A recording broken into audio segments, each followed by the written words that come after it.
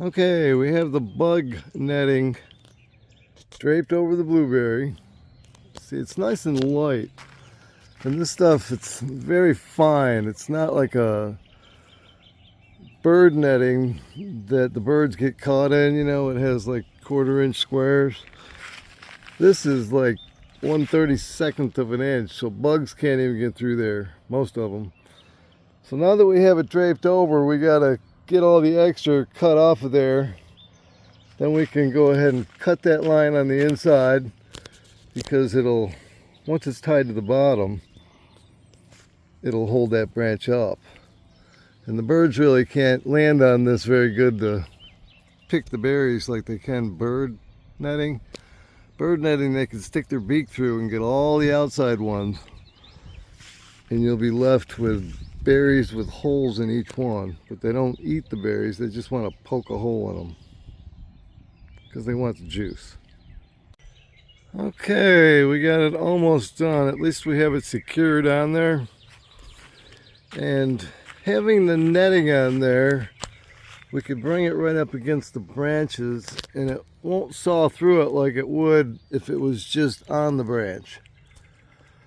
So that should be good. It's not going to let any bugs or birds. See, a bird can't get through that. They might try, but hopefully they can't. Squirrel, yeah, he could chew a hole in anywhere and climb in there and get as many as he wanted. But we're not worried about the squirrels right now. We're worried about the birds. So we just have to finish the bottom part. And we'll be right back. Okay, we have it all secured on there. Now we just have to trim the excess around the bottom. And we're really going to only do it on this side because we have the rest there to use on another one. So we'll just cut right across right here, and it's okay if you have a little slack on there, because with this system you can actually pull on this rope and slide this stuff up and give these room. I just kind of did that, put some slack in there. See, right here is an edge where a bird could get in if he was smart. So I'm actually going to take another piece of string and wrap it around right here and get this more secure. Maybe take some clothespins or something. But there we have it.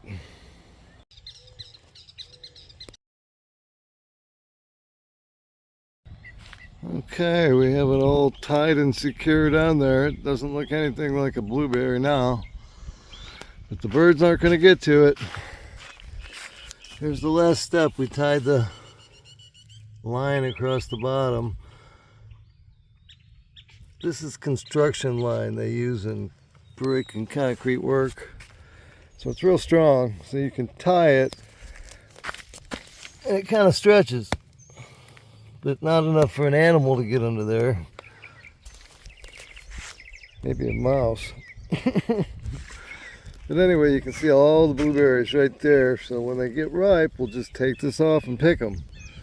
And this way you don't have to pick like 1 or 2 a day, because each one of these little pods, this one will ripen and then the rest will be green, and then that one will ripen, and then 3 of these will ripen, you know, the next day. So what you really want is for them to be super dark and full of sugar. Okay, just for some extra security, I went ahead and laid some rocks around the edges. Any that was a little too long, I kind of balled it up and put a rock on top of it. And that's going to deter any animals from trying to get underneath there, for sure. One thing would work good for tying this around here instead of using this line, this is just what I had, is a bungee cord. If you had a bunch of them, the right size, because that way, you know, the branch can move a little bit, there'd be no brushing against this or anything, even though this should protect it from any kind of skin on the branch. So, but then on the very bottom, you wouldn't want to use the bungee cord unless it was really tight, because an animal could slide under it. It'd have to be a squirrel to be that smart, but I had a problem with one of my blueberries. A rabbit got in there and dug a hole right down into the roots of the blueberry, killed it, and had babies in there. And I was hoping the tree was going to live, but it didn't. Oh well.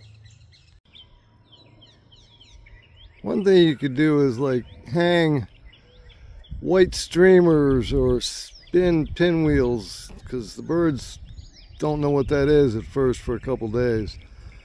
But I could see the birds coming in here going, "It's a ghost." The ghost of Farmer Ted.